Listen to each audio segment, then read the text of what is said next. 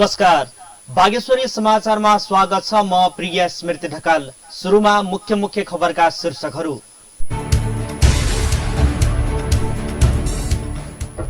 बाँकेमा बुधबार 3 जनामा कोरोना संक्रमण पुष्टि।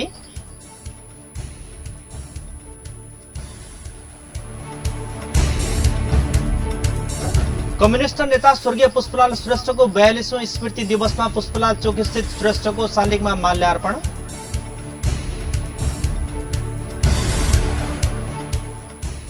नेपालमा बुधबार थप 100 जनामा कोरोना पुष्टि। कुल संक्रमित संख्या 18,094 पुग्यो।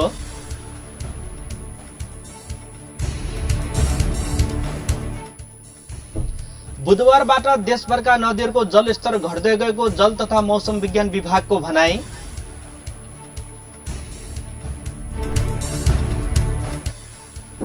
र सरकारले 120 दिन लामो लकडाउन खुलेसँगै खेलकुद अभ्यासको पनि बाटो खुल्यो।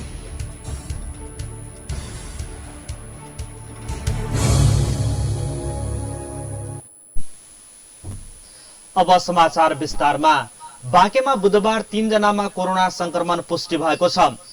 पछिल्लो 24 घण्टामा 271 स्वाब परीक्षण गर्दा 7 जनामा कोरोना पोजिटिभ देखिएको भेरी अस्पताल नेपालगञ्जले जनाएको छ।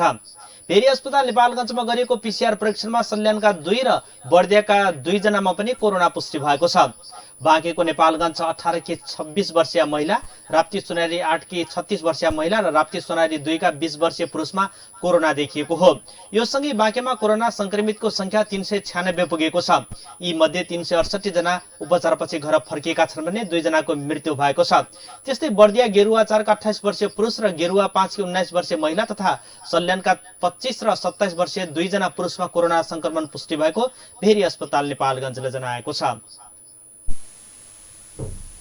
संस्थापक नेता स्वर्गीय पुष्पलाल श्रेष्ठको 42औं स्मृति दिवसमा पुष्पलाल चोकस्थित श्रेष्ठको शालिगमा माल्यार्पण गरिएको छ। कार्यक्रममा नेकपाका नेता तथा संविधान सभा सदस्य देवराज भार, प्रदेश सांसद बाबुराम गौतम, प्रदेश सांसद तथा पार्टी जिल्ला अध्यक्ष आइपी खरेल, पार्टी सचिव अशोक कोइराला लगायतका नेताहरूले कम्युनिस्ट आन्दोलनमा पुष्पलालले गरेका योगदानको चर्चा गर्नुभएको थियो। 15 असार 1981 मा रामेछापको भङ्गेरीमा जन्मिएका श्रेष्ठको 7 साउन 2035 मा भारतको गोविन्द बल्लभ पन्त अस्पतालमा उपचारका क्रममा निधन भएको थियो। पुष्पलालले जनताका पक्षमा अधिकार स्थापित गर्ने लक्ष्यका साथ 10 वैशाख 2006 मा नेपाल कम्युनिस्ट पार्टी स्थापना गर्नुभएको थियो। नेकपाको स्थापना भारतको कोलकाता पुष्पलाल नरबहादुर कर्मचारी, निरञ्जन गोविन्द वैद्य, नारायण विलास जोशी, मोतीदेवी श्रेष्ठको सक्रियतामा भएको थियो। रुकुम पश्चिमको बाफीकोट गाउँपालिकामा रहेको स्यार्पुतालमा बुधबार पौडी खेल्ने क्रममा डुबेर 1 जनाको मृत्यु भएको छ। अर्का 1 जना बेपत्ता भएका छन्। मृत्यु हुनेमा बाफीकोट गाउँपालिका 5 का 23 वर्षीय लोक घरती रहेको जिल्ला प्रहरी कार्यालयका प्रहरी प्रमुख ठक्क बहादुर केसीले जानकारी दिनुभयो। उहाँका अनुसार सोही वडाका 20 वर्षीय अनिल घरती भने बेपत्ता रहनु भएको छ। पौडी खेल्ने क्रममा बेपत्ता भएका 2 जना मध्ये लोक घरतीको सब स्थानीय र प्रहरीको सहयोगमा फेला परेको थियो। बेपत्ता भएका अनिलको भने खोजी कार्य भइरहेको प्रहरीले जनाएको छ।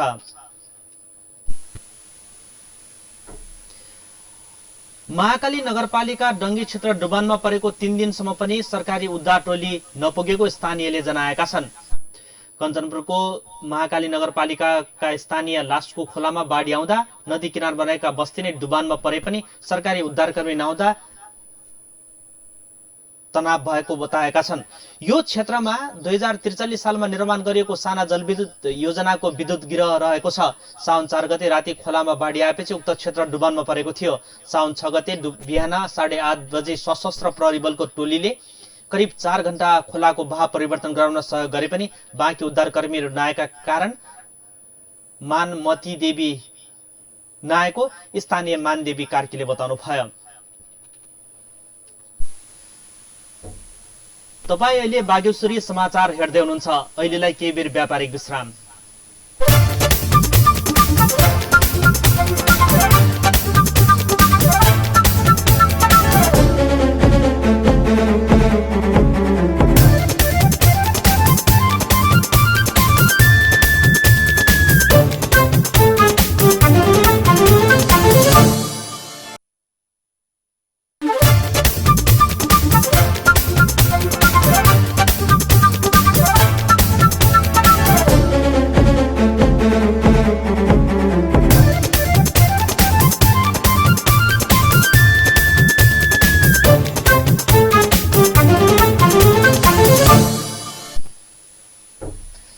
विश्रामपछि बागेश्वरी समाचारमा स्वागत छ।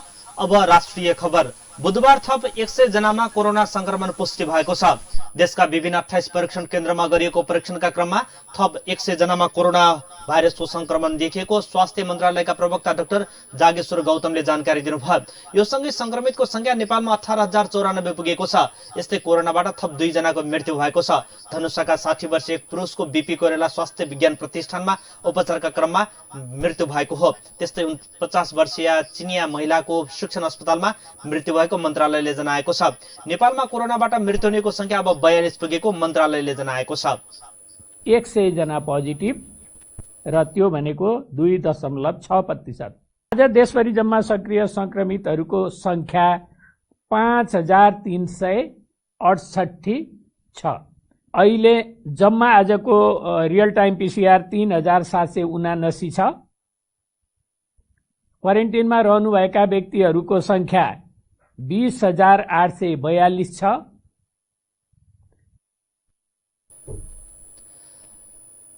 क्वारेन्टिनमा 20,842 जना रहेको मन्त्रालयले जनाएको छ।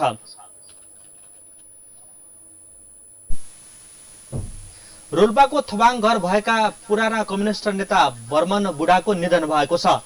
ललितपुरको पाटन अस्पतालमा उपचारका क्रममा बुढाको बुधबार 90 वर्षको उमेरमा निधन भएको हो। बर्मन बुढा 2048 सालमा तत्कालीन संयुक्त जनमोर्चा नेपालबाट सांसद बन्नु भएको थियो। तत्कालीन नेकपा माओवादीको जनयुद्धमा समेत बर्मन बुढा हुमिनु भएको थियो।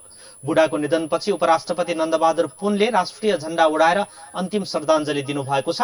यस्तै नेकपा अध्यक्ष पुष्पकमल दाहाल प्रचण्डले पार्टीको झण्डा उडाएर अन्तिम श्रद्धाञ्जली दिनुभयो। बुढालाई अन्तिम श्रद्धाञ्जली दिन सभामुख अग्नि सापकोटा, पूर्व सभामुख द्वय कृष्णबहादुर महरा, रोहनसरी घरती, ऊर्जा मन्त्री वर्षमान पुन लगायतका नेता तथा कार्यकर्ता पशुपति पुगेका थिए। बुढाको बुधबार नै पशुपति स्थित विद्युतीय सप्ताह गृहमा अन्त्येष्टि गरिएको छ। अर्थमन्त्री डाक्टर युवराज खतिवड़ाले कानून निर्माण गर्दा स्वदेशी उत्पादनलाई प्रोत्साहन गरिने बताउनु भएको छ। सिंहदरबारमा बुधबार बसेको प्रतिनिधि सभा अन्तर्गतको उद्योग तथा वाणिज्य तथा श्रम उपभोक्ता हित समिति बैठकमा उहाँले प्रतिस्पर्धा कुण्ठित हुने गरी कुनै पनि खरिद नहुने स्पष्ट पार्नु भएको हो। खतिवड़ाले दात्री निकायबाट ऋण लिँदा भन्सार छुट दिने भनेर सम्झौता गरिने भएकाले त्यसले समस्या सिर्जना भएको पनि उल्लेख गर्नुभयो। छलफलमा नेपाल उद्योग वाणिज्य महासंघका पूर्व अध्यक्ष प्रदीप कुमार श्रेष्ठले उद्योगका लागि आयात गरिने कच्चा पदार्थ र तयारी वस्तुको भन्सार फरक हुँदा समस्या देखिएको बताउनुभयो। बैठकमा समिति सदस्यहरूले नेपालमा आयातलाई न्यूनीकरण गर्दै स्वदेशी वस्तुहरूलाई प्रोत्साहन गर्ने नीति आउनुपर्नेमा जोड दिएका थिए। छलफलपछि समिति सभापति विमल श्रीवास्तवले यस विषयमा थप अध्ययन गरेर सरकारलाई आवश्यक निर्देशन दिने जानकारी दिनुभयो। नेपाल टेलिकममा कार्यरत कर्मचारी युनियनको संयुक्त संघर्ष समितिले टेलिकम व्यवस्थापनमा स्वेच्छाचारी रवैया देख्न परेको भन्दै आन्दोलन सुरु गरेको छ। टेलिकमका कर्मचारी संगठनहरूले संयुक्त रूपमा बाह्य हस्तक्षेप र व्यवस्थापनको ढिला सुस्तीका कारण नेपाल टेलिकम गम्भीर मोडमा पुगेको भन्दै सम्बन्धित निकायको ध्यान आकर्षण गर्न केन्द्रीय कार्यालयभित्रै धरना दिएका हुन्। नेपाल दूरसञ्चार राष्ट्रिय कर्मचारी संगठनका अध्यक्ष यादव प्रसाद पनेरूले पछिल्लो समय राजस्व घटेको, कर्मचारीको वृत्ति विकासमा संकुचनको अवस्था आएको र सरकारले मोबाइल सेवाको नवीकरणमा विभेद गरेको भन्दै बाध्य भएर आन्दोलन गर्नु परेको बताउनु भयो।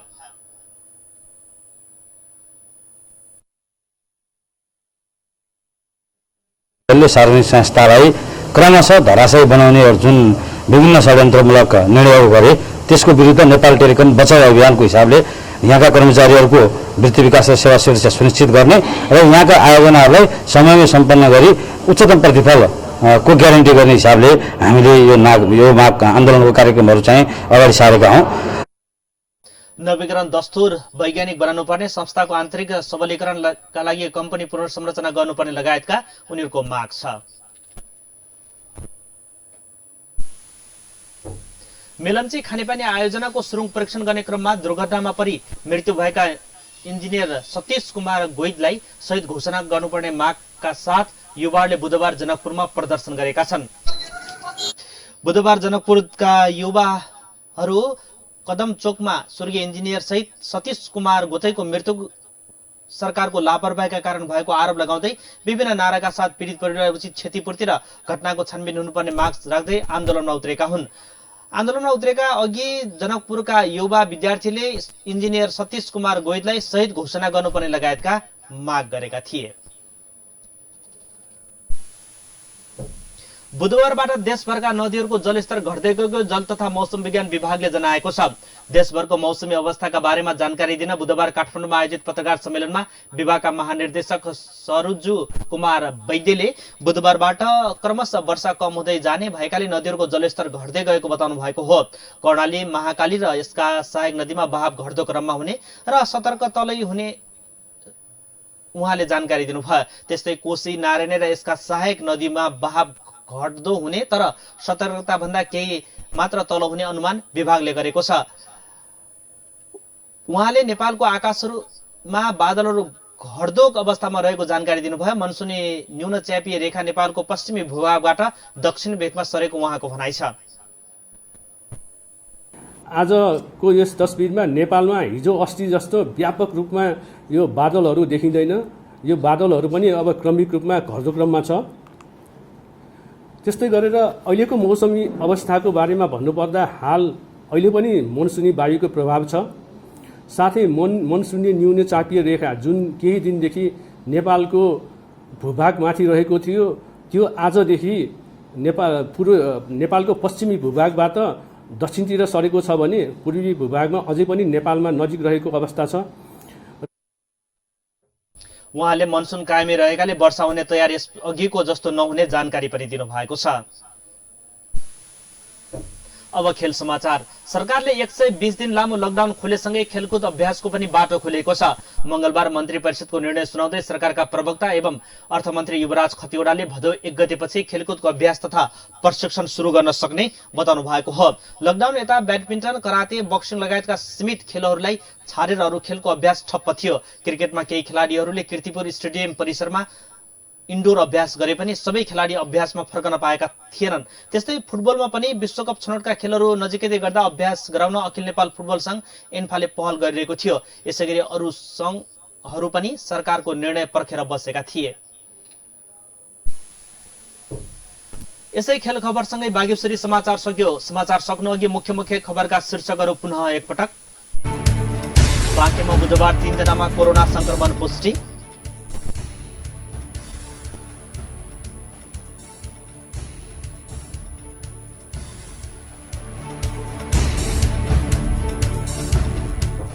कम्युनिस्ट नेता स्वर्गीय पुष्पलाल श्रेष्ठको 42वें स्मृति दिवसमा पुष्पलाल चोक स्थित श्रेष्ठको शालिगमा माल्यार्पण। नेपालमा बुधबार थप 100 जनामा कोरोना पुष्टि। कुल संक्रमितको संख्या 18,094 पुग्यो।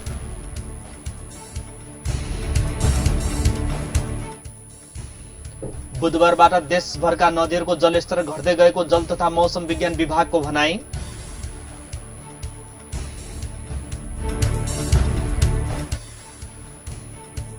र सरकारले 120 दिन लामो लकडाउन खोलेसँगै खेलकुद अभ्यासको पनि बाटो खुल्यो।